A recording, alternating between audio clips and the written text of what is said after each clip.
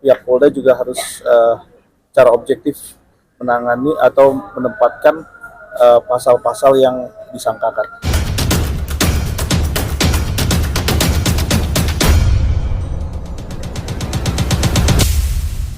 Bagi Ria Agustina, pemilik klinik kecantikan Ria Beauty, status sebagai tulang punggung keluarga, kini berbenturan dengan proses hukum yang sedang dijalani. Sejak ditahan oleh Polda Metro Jaya sebagai tersangka dalam kasus yang masih didalami, Ria harus menghadapi kenyataan pahit. Tidak hanya berjauhan dengan keluarga dan anak yang masih berusia 1 tahun, tetapi juga menanggung beban hukum yang belum menemui titik terang. Sebelumnya, penyidik Subdit Renakta Direktorat Reserse Kriminal Umum Polda Metro Jaya menolak penangguhan penahanan terhadap tersangka Ria dengan berbagai pertimbangan.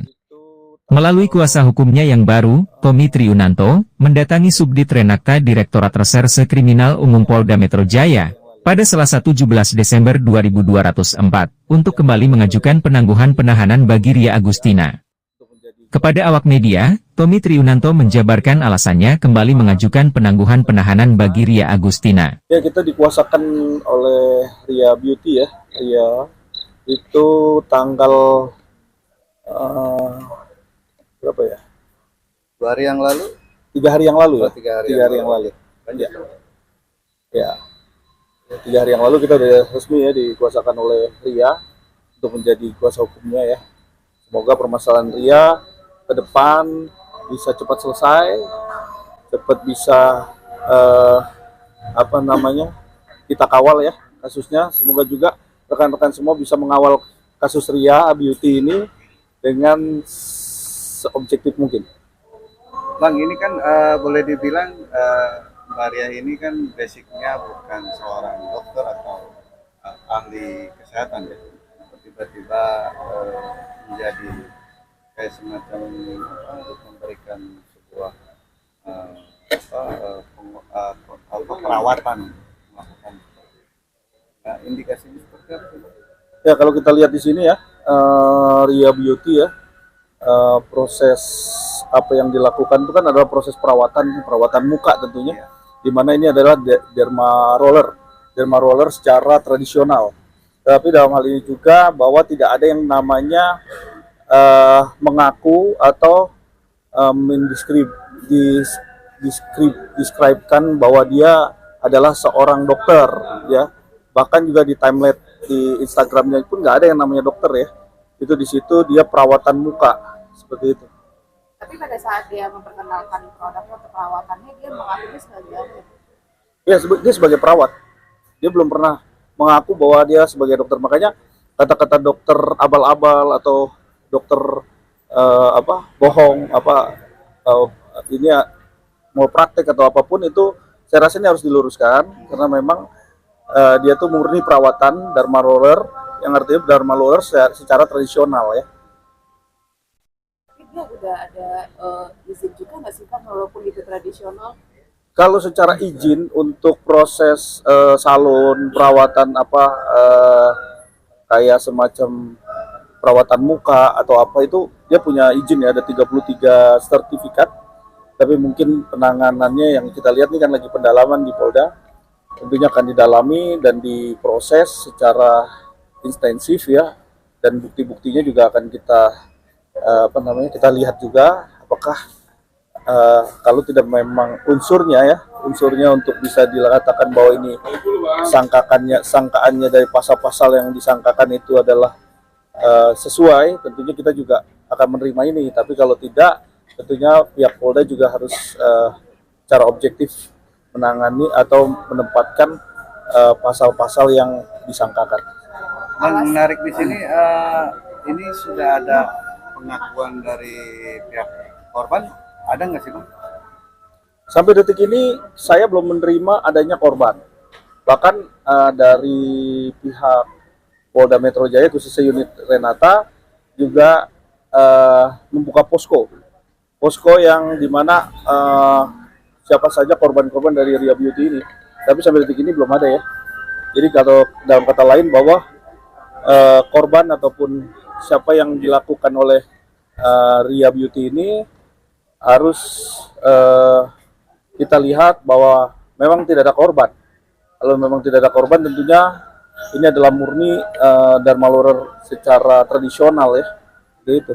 Berarti bisa dikatakan kemungkinan besar yang bersangkutan bisa bebas ya, artinya kan tidak ada kerugian juga, terus bukti juga, korban juga nihil gitu. Ya, saya berharap seperti itu. Kita juga berharap karena memang undang-undang yang disangkakan itu kan Undang-Undang Kesehatan Nomor 17 2023 ya. Nah, ini kan pasal yang disangkakan juga pasal 438 atau junto pasal 3 atau pasal 39, 439 juga 138. Nah, di sini dilihat bahwa BPOM kalau memang Ria ini dibuktikan yang terbukti memang dia menjual atau menggunakan kliennya atau pasiennya ini obat-obatan yang dibeli tanpa izin, tentu ini juga ada punishment atau ada hukumannya ya. Tapi kalau memang tidak ya, karena di sini kan kita masih melihat bukti, kita akan sandingkan itu ke penyidik bahwa sesuai dengan apa yang dikatakan Ria, itu dia beli dari ada salah satu dokter yang punya izin, dan juga dia juga beli di salah satu online atau Shopee ya. Itu dia beli dari situ dan sampai detik ini juga masih menjual itu. Barang itu diperjualbelikan. Jadi saya rasa kalau memang itu dinyatakan tidak ada berizin, nanti kita akan lihat nih sejauh mana ya kan, seperti itu. Tapi penangguhan penahanannya katanya ditolak. Iya, kita akan coba lagi karena kita semoga juga Polda Metro Jaya melihat di sini secara objektif, dan semoga Ria Beauty ini kan kalau memang dia adalah pelaku dari kecantikan yang tentunya bisa kita bina, tentunya pihak Polda juga mensupport ya. Tapi kalau tidak bisa memang dia tidak bisa melakukan itu, atau dia malah membuat cacat orang, atau tidak bisa berlaku sesuai dengan apa yang dia lakukan, tentunya bisa dibinasakan ya, seperti itu. Berarti sampai saat ini belum ada korban yang mengadu. Sampai saat ini belum ada korban yang mengadu. Kita berharap bahwa Polda Metro Jaya menyetujui penangguhan penahanan ini, karena memang dari sisi pasal-pasal yang disangkakan kita juga harus bisa menyandingkan itu gitu loh. Tapi alasan dari Ria sendiri untuk menggunakan hotel sebagai tempat perawatan kenapa? Ya, karena pertama adalah wilayah salon. Salonnya itu kan ada di Malang. Dan kemudian dia melakukan tindakan perawatan ini di Jakarta kan, tentunya seperti itu. Nah, ini coba ntar kita akan lihat bahwa seberapa jauh ya kan dia melanggar kan. Dia memang salah tapi tidak salah-salah sekali gitu loh, tidak salah-salah amat. Ya mungkin nanti kita akan buktikan, karena mungkin kan setelah ini akan dilimpahkan atau seperti apa Polda Metro Jaya, semoga juga bisa menangguhkan penahanan, karena Ria juga seorang tulang punggung keluarga, dan ini juga dibuktikan oleh penyidik bahwa Ria Beauty ini juga bukan kelas besar. Kasihan sekali memang, tapi karena dia punya keahlian dan punya keterampilan yang cukup baik di dalam perawatan muka, dan sampai juga ke mancanegara, ke luar negeri, dan di situ juga nggak ada korban. Tentunya dokter juga ada yang melakukan perawatan, dokter muka yang terkenal juga ada yang melakukan perawatan.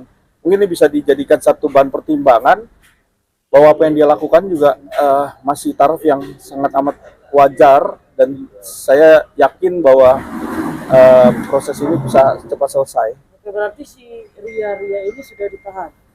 Sudah ditahan.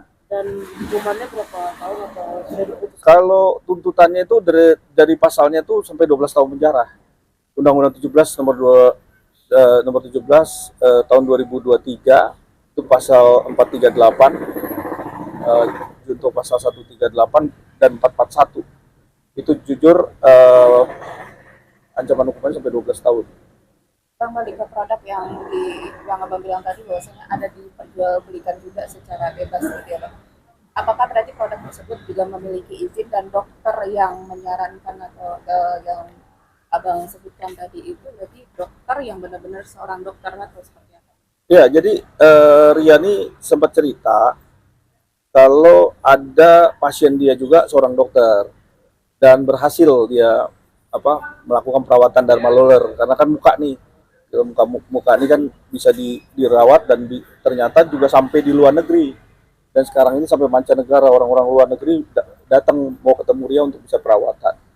Nah mungkin ini yang jadi kita melihat bahwa apakah seorang Ria yang melakukan Dharma Luhur secara tradisional ini perlu kita bina atau seperti apa, kan tentunya juga ini aset ya.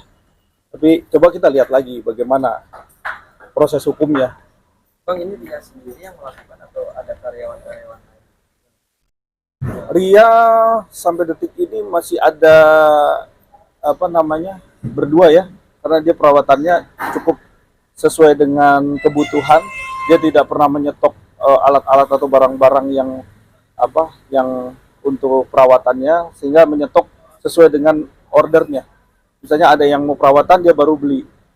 Dia nggak pernah nyetok banyak, tidak memperjualbelikan.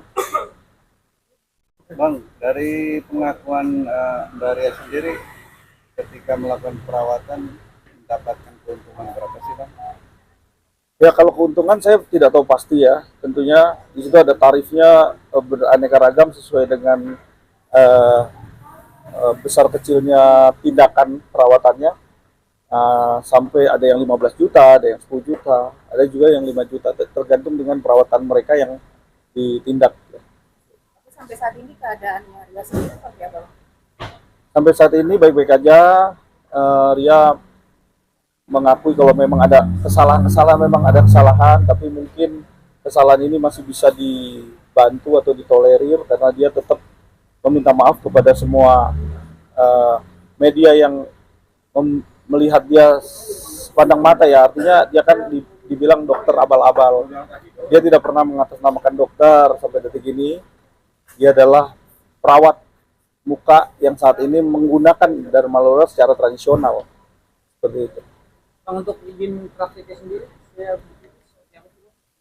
Ada 33 ya sertifikat pelatihan, bahkan ada juga izin salon, tapi mungkin lokasinya di Malang.